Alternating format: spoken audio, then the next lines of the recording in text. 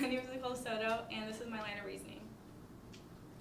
My first source was conserve energy feature, and the reason why I selected this source was because it provided an understanding of urban sprawl. So it really let me see like an overlook of urban sprawl, and it included its causes and effects.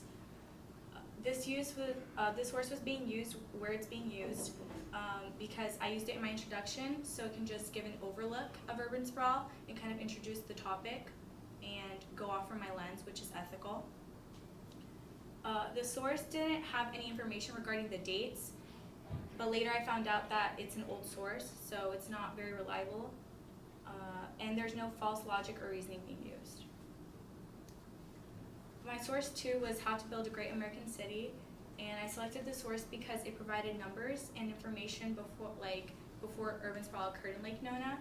The source is being used in my first few body paragraphs to support the idea of urban sprawl and how it benefited Lake Nona.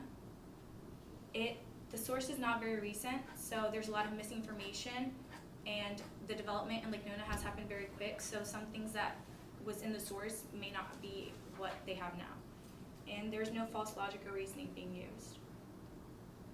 My source 3 is Ethical Implications of Urban Growth Boundaries, and I used this source because it supported my ethical lens more, and it provided an overview of what is good or bad regarding urban sprawl for the people and environment.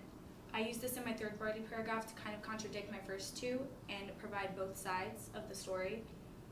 The source did not have a lot of information regarding against urban growth boundaries, and this source also seemed a little bit biased because the writer himself said that it was easier for him to discuss ethical issues on the for side than the against side.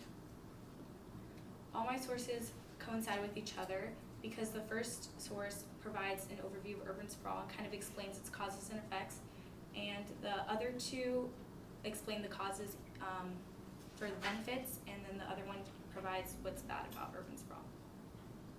What questions do you have? Thank you.